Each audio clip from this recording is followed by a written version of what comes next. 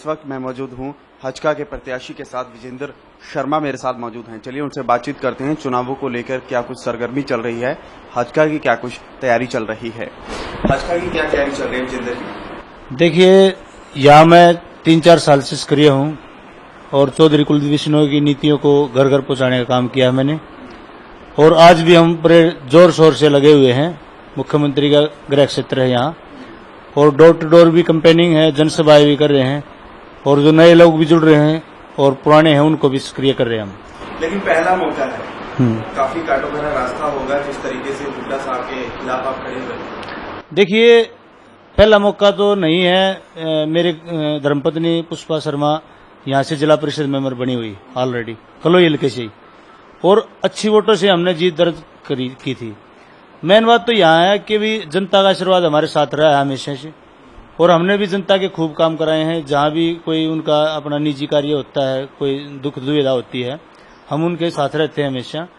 और रही बात मुख्यमंत्री की, ये तो कोई बड़ी बात नहीं है कि भी मुख्यमंत्री है तो वही जीतेगा। आप पीछे के रिकॉर्ड देखो, आप चौधरी ओम प्रकाश चौटाला जी थे, वो मुख्यमंत्री थे, वो भी हारे थे। शीला दीक्षित थी, मुख्यमंत्री रही 3 बार दिल्ली की, वो भी हारी थी।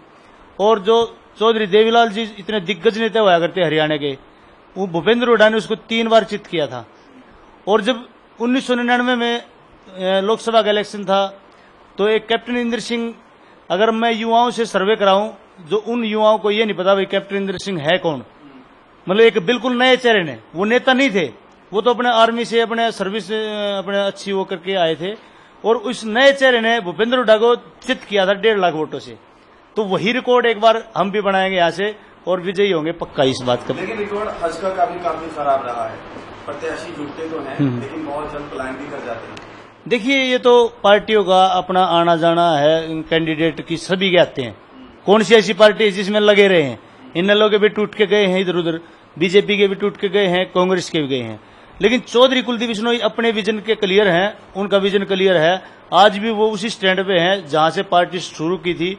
आज भी चौधरी कुलदीप बिश्नोई उसी नीति पे लगे हुए हैं। तो ट्रैक्टर मजबूत स्थिति में, ट्रैक्टर मजबूत नहीं, बड़े मजबूत उसमें है, और पूर्ण बहुमत के साथ हमारी जन चेतना पार्टी और हजका की सरकार आएगी, इसमें कोई दो राय नहीं। जन चेतना की बात की जाए, विनोद शर्मा के साथ जो आपका गठबंधन हुआ है, क्या लगता है जाट वोट बैंक एक ये आपके फेवर में है, और दूसरा आप भी ब्राह्मण समाज से हैं, हल्के में अच्छी पैठ रखते हैं, ये तमाम चीजों को मिलाकर जो मिश्रण बनता है वो जीत के लिए काफी है?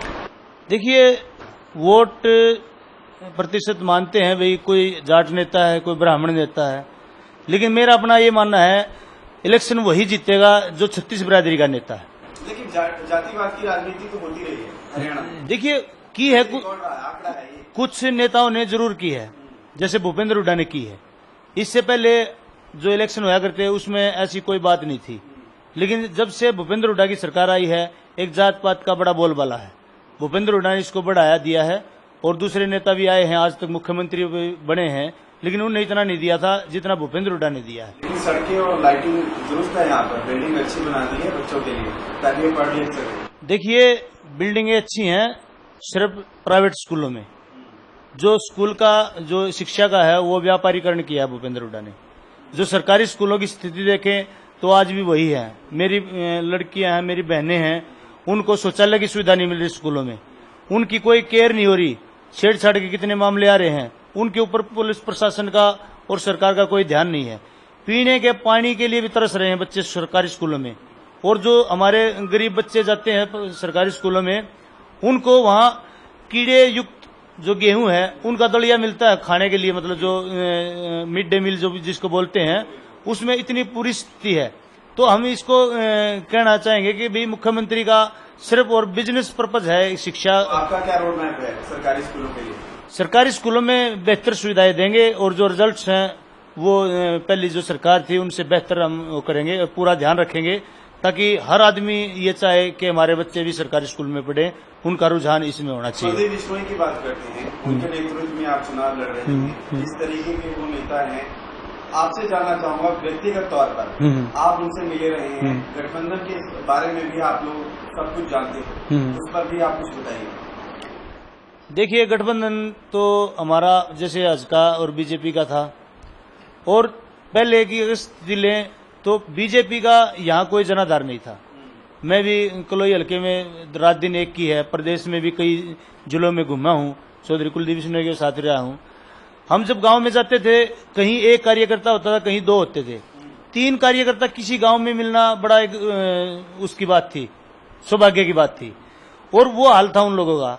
जो भारतीय जनता पार्टी ने और हजका ने 2012 में एक उपचुनाव लड़ा था, जिसमें हजका की 2 सीटें मिली थी। एक चौधरी कुलदीप बिश्नोई खुद जीते थे और एक उनकी धर्मपत्नी रेणुका बिश्नोई जीती थी।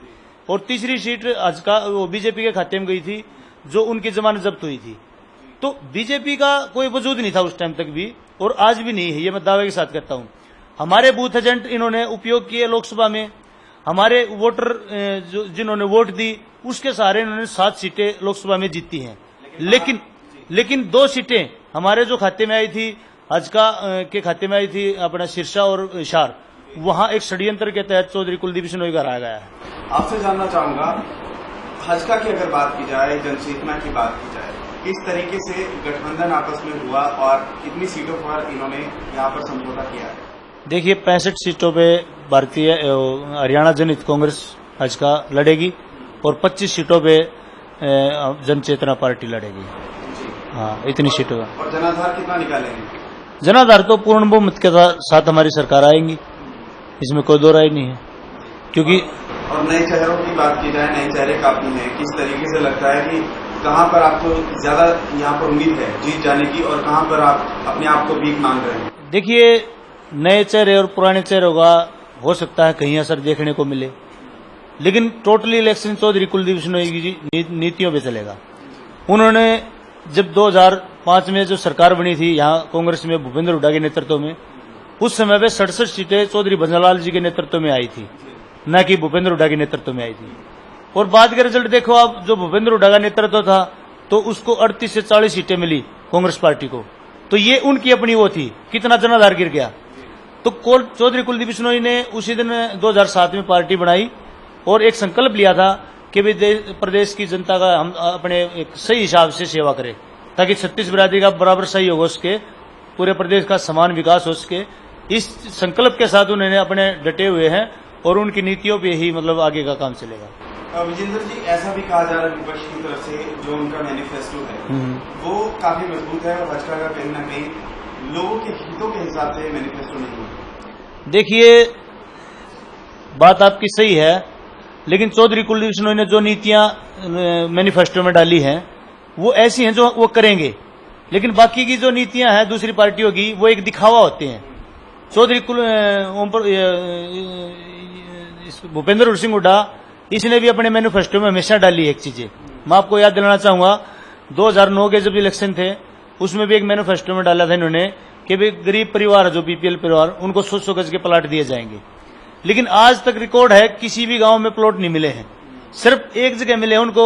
उनको फर्जी प्रमाण पत्र दे दिए सभी गरीबों को, भाई आपको फलाना नंबर किला में से फलाना नंबर प्लॉट दिया जाता है 100 गज का, लेकिन कटे कहीं नहीं है। 1-2 जगह दिए हैं तो वहां इतनी झील है, मतलब मिट्टी का भर्त इतना होगा कि जितनी कीमत प्लॉट की भी नहीं है, उनकी पीढ़ियां बीत जाएंगी, उनका वो भी नहीं होगा।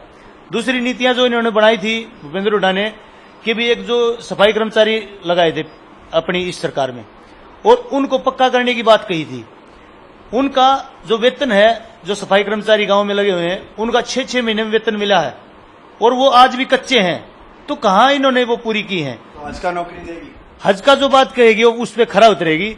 इस बात का चौधरी कुलदीप बिश्नोई पूरा वो करते हैं, वादा करते हैं। और बीपीएल और जो पेंशन की यहाँ पर योजना है, हाँ। वो भी लोग ये शिकायत कर रहे हैं कि बीपीएल की या तो कार्ड नहीं बने या बने हैं तो उन लोगों के बने, जिन्हें जरूरत नहीं है। और जो पेंशन की योजना है उसमें बहुत कम पैसा है, महंगाई बढ़ गई है, पेंशन और चाहिए। हाँ, बिल्कुल सही बात आपकी। देखो, भूपेंद्र हुड्डा ने दोनों नीतियां एक तरीके से बनाई हैं। बीपीएल कार्ड में सुविधा बढ़ाकर बीपीएल कार्ड काट दिए, कम रख दिए उनको।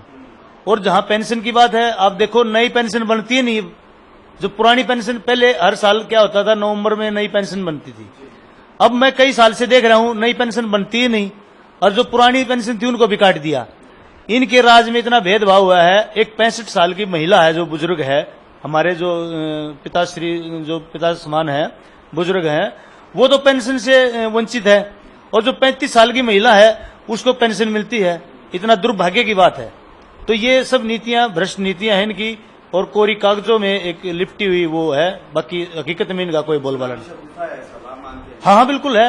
अभी 80,000 नौकरियों की घोषणा की थी मुख्यमंत्री जी ने गोहाना रैली में, लेकिन कितनी नौकरियां दी हैं अभी देख लो ना। अब पटवारी जो लगे हैं उस पे सटे है, जो जेबीटी टीचर जो लगे थे भर्ती थी उसकी ज्वाइनिंग नहीं होली है, और 1925 पीटीआई टीचर जो इसने मुख्यमंत्री भूपेंद्र सिंह हुड्डा ने जो लगाए थे वो सारे बाहर निकाले जाएंगे। तो धरना प्रदर्शन भी बहुत रहा है। हाँ, वो गेस्ट टीचर थे उनके साथ भी कितना बड़ा भेदभाव किया भाई। जब आपको पक्के नहीं करने थे, इनकी जरूरत नहीं थी, तो इन युवाओं के साथ मतलब जो बेरोजगार थे इनके साथ मजाक क्यों किया?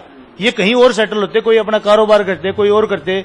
एक उम्मीद के साथ ये भी जुड़े थे कि शायद हम भी पक्के हो जाएं, लेकिन मुख्यमंत्री ने इतना बड़ा धोखा किया है इन गेस्ट टीचरों के साथ भी। तो यहाँ सभी नीतियां जो है इतनी वो है। और सबसे बड़ी बात भूमि अधिग्रहण घोटाला। अब देखिए मुख्यमंत्री जी, एक ऐड आती है टीवी के ऊपर, आपने देखी होगी, ये बात कहता है भाई मैं किसानों का भला नहीं कर सकता तो कोई भी नहीं कर सकता। लेकिन मैं ये दावे के साथ कहता हूं किसानों का शोषण जितना भूपेंद्र हुड्डा ने किया है इतना आज तक किसी नेता ने नहीं किया। अब किसानों की बात लेते हैं। गेहूं समर्थन के मूल्य के लिए हमारे यहाँ रुखी गांव है ये सोनीपत में, किसान यूनियन के बैनर तले लोगों ने एक डिमांड रखी थी कि भाई गेहूं का समर्थन मूल्य बोनस जिसको बोलते हैं हमें दिया जाए, 50 रुपए दिया जाए कम से कम, और ज्यादा सरकार देती उतना वो। लेकिन मुख्यमंत्री ने किसानों की तरफ कोई बात ध्यान नहीं दिया और अपने पिता श्री चौधरी रणबीर सिंह हुड्डा के नाम पे करोड़ों की मूर्तियां लगा दी। लेकिन वो कह रहे हैं कि गन्ना का जो मूल्य है 300 रुपए और राज्यों के मुकाबले में सबसे ज्यादा दे रही है। वो तो उनकी बात है, वो क्या कह रहे हैं। लेकिन मैं ये कहता हूं ऐसी नीतियों से अब किसान सब तो गन्ना नहीं बोते ना, एक आधारभूत सुविधा है जो उनको मिलनी चाहिए। अब यहाँ रुड़की में देखो आप, गढ़ी सापला कलोई में रुड़की है, मुंगान है, पुड़ंगी है, अपना गढ़ी सापला है और कुलताना है, इतने गांव हैं जहां अगर बारिश अच्छी हो जाए तो 2 फसल नहीं उठा पाता जमींदार। जो 10 किल्ले का जमींदार है वो भी जो गेहूं है, वो जो खाने का अनाज है जो पूरा साल का, वो मोल लेके खाता है। उनके पास इतना पैसा नहीं, वो फसल तो उठा नहीं पाता। तो उसके लिए क्या किया किसानों के लिए, एक 22 लाख रुपए में जो किले जो एकड़ जमीन जो अधिग्रहण की थी किसानों की, उसको करोड़ों रुपए में भाव में बेची है। ओमेक सिटी, वन सिटी इनको अपने डेवलप किया है।